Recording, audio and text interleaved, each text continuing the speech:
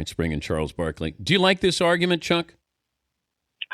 I don't think it's that big of a deal. I mean, I think out of all those teams you named, the Warriors probably would come in fourth place.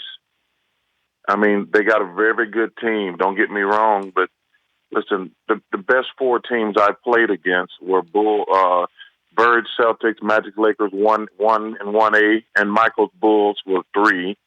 But that's not, listen, and it ain't old guys hating on young guys. You know, listen, this team almost lost to Oklahoma City. You think any of those teams would lose to Oklahoma City or be down 3-1? Hell no.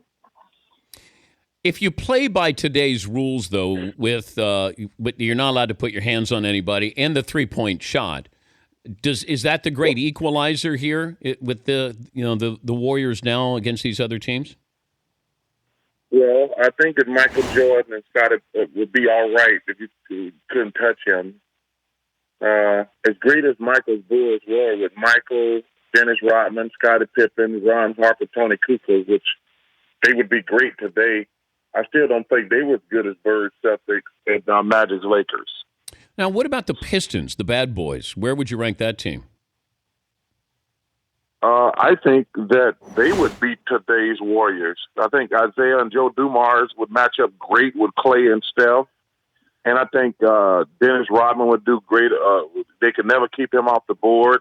I don't even want to talk about Lambeer and John Sally and those guys. I mean, people forget because we're living in the moment. Hey, the Warriors got a terrific team.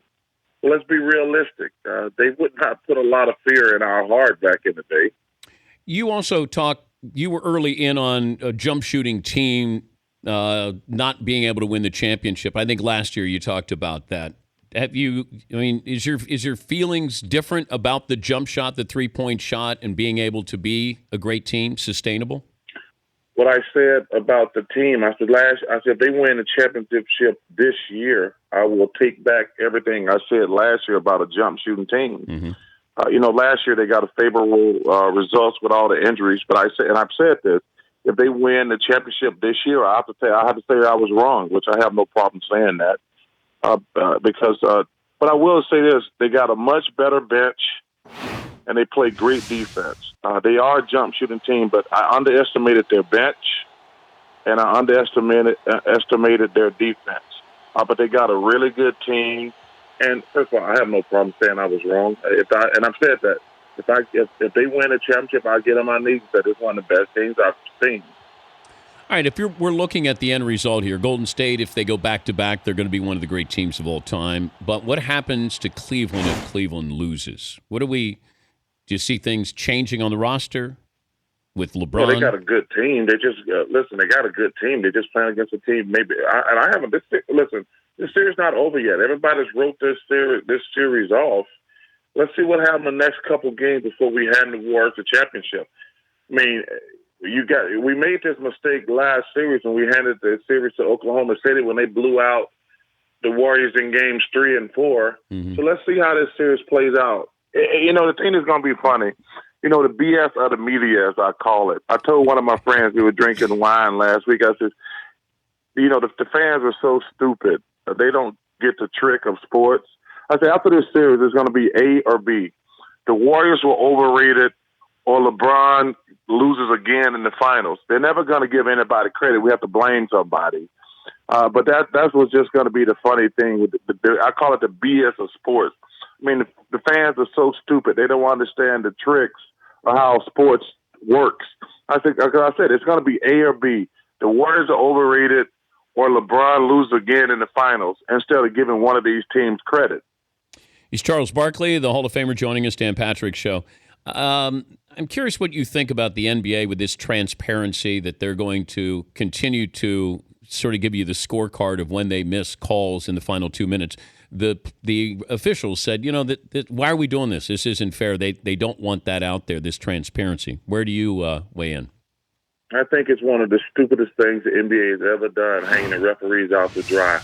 Dan, referees are going to miss some calls because of technology, slow-mo, and HD televisions. They're going to miss some calls. They've always missed calls, but they are really out there doing a fantastic job But I don't understand what the NBA is doing trying to hang these guys out to dry. I think they need to nix that immediately. First of all, if they want to be transparent, that's what they missed calls in the first quarter. I agree. But I don't understand why they hanging these officials out to dry in the last 2 minutes. But like I say, just because of Dan, I've never gotten a call wrong in slow motion. You do know that, right? If I could sit at home and look at it 5 times in slow motion, I'm not going to miss a call either. But when you got 10 guys out there, like think about it, a last round against Oklahoma City, with Kevin Durant out there, you got 4 7-foot guys at one point when they got Ibaka, Adams, and those guys out there, and Cantor. The referees are going to miss some calls, but the majority of the calls, they do a fantastic job. I commended you when Game 6, Oklahoma City at halftime. You said what needed to be said about Kevin Durant, but this is what makes you great, is, you know what, I think Ernie and Shaq and Kenny were kind of dancing around Kevin Durant's performance, and you said, no, he's terrible. He's playing that selfish hero ball, and I wanted to say it to you personally. I thought it was, you said what needed to be said, and it didn't take you long to get to the point. Well, Dan, I think you know me. I'm not always going to be fair. I'm always going to be honest. I think that's why some people like me and some people hate me. But they know I don't play favorites. I don't play favorites at all. I think that's one of the reasons I don't like reporters, because they play favorites. Our job is to be fair. The people deserve a fair opinion. Kevin Durant's a hell of a player.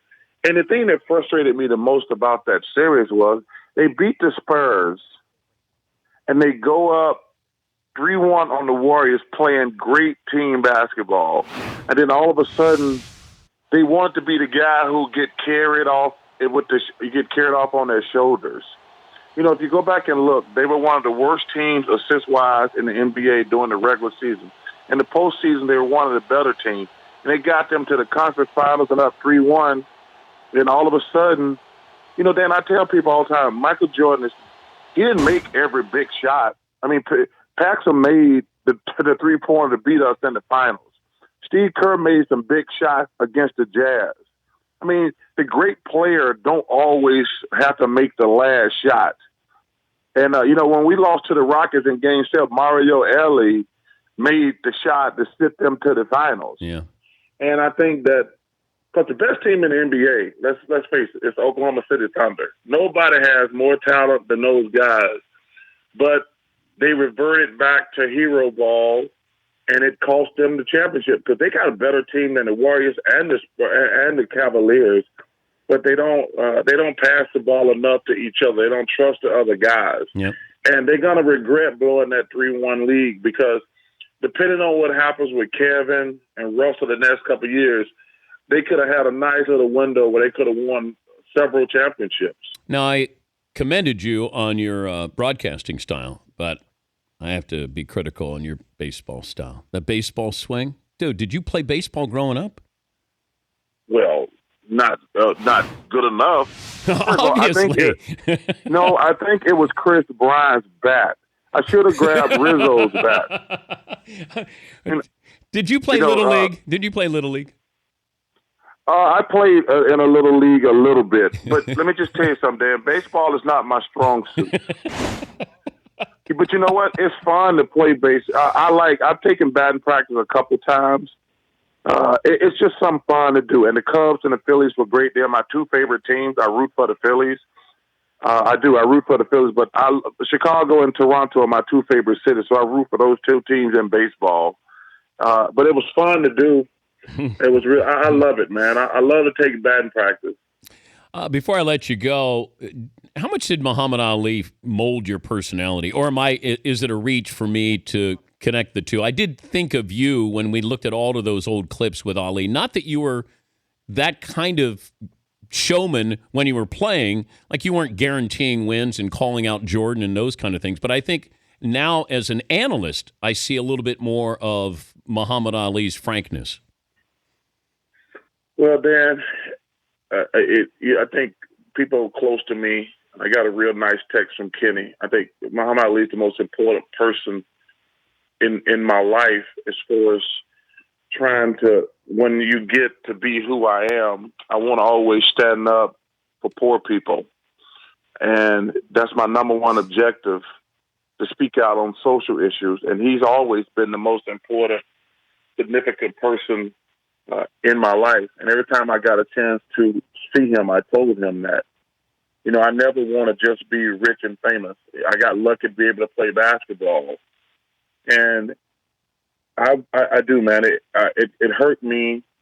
It hurt me a lot. I always tell people my role models are Muhammad Ali, Dr. Martin Luther King, and Bill Russell. And all of them, I'll never talk about black and white, because there are just as many white people out there struggling like black people. There's always been white people in the civil rights struggle.